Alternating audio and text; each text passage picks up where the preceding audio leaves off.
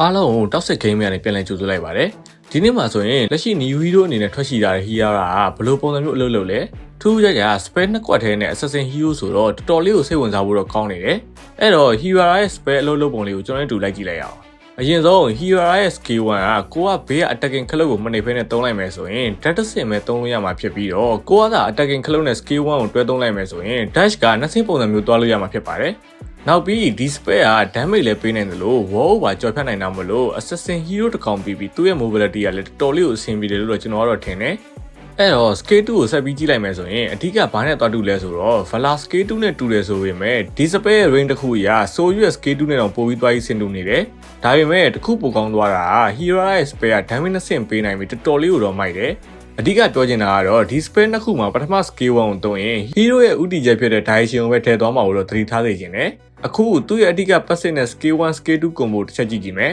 ။အရင်ဆုံး scale 1နဲ့ scale 2ကို combo ထောက်သုံးလိုက်ရင်ပုံမှန် scale 1စီက data ဆင်နဲ့စဝိုင်းပုံစံ spell တစ်ခုရမှာဖြစ်ပြီး damage ရော stun ရောပါပေးမှာဖြစ်ပါတယ်။နောက်တစ်ခုဖြစ်တဲ့ scale 2နဲ့ scale 1ကို combo ထောက်သုံးလိုက်ရင်ပထမ combo နဲ့ပြောင်းပြန်ပုံစံဖြစ်သွားပြီးတော့စဝိုင်းပုံစံ spell တစ်ခုအရင်ရပြီးမှနောက်တစ်ဆင့် test သွားမှာဖြစ်ပါတယ်။ဒါပေမဲ့ခုနကနဲ့မတူတာဒီ spell combo က stun နဲ့ damage ပေးတာမျိုးမဟုတ်ပဲစဝိုင်းထဲမှာ immune နဲ့ damage ပေးနိုင်မှာဖြစ်ပါတယ်။ဥပမာဘာနဲ့တွားတူလဲဆိုရင် Natalia ရဲ့ skill 2ထဲမှာ damage ပေးသလိုမျိုးနဲ့တွားတူပါတယ်။ဒါပေမဲ့ဒီ spell combo တွေမှာအရေးကြီးဆုံးကသူ့ရဲ့ energy ကနှစ်ခုရှိပြီးတော့ spell combo တစ်ခုလိုတိုင်းမှာ energy တစ်လုံးကုန်မှာဖြစ်လို့ဗတဲ့တစ်ခါဆိုင်တိုင်းမှာ spell combo နှစ်ခုကိုသုံးလို့ရမယ်။အကယ်၍အောက်ကဘာတန် energy နှစ်တုံးလုံးကုန်သွားမယ်ဆိုရင်အခုလို energy ဖြည့်တဲ့ပုံစံမျိုးဘာတန်နဲ့9စက္ကန့်လောက်သာပြန်ဆောက်အောင်မှာဆိုတော့ဒီလို new hero တာကိုဒါကိုကတကယ်ဆော့တောက်သွားမယ်ဆိုရင် in game မှာတော်တော်လေးကိုလိုင်းလောင်းလို့ကောင်းတဲ့ assassin တစ်ကောင်ဖြစ်လာမယ်လို့တော့ပြောချင်တယ်။ brother အနေနဲ့ရောဒီ new hero တာကိုကင်မိကြပြီလားဆော့ရတာကိုအဆင်ပြေကြရလားဘယ်လိုနေစားရှိလဲဆိုတော့comment မှာဝင်ရောက်ရေးသားခဲ့လို့ရပါတယ်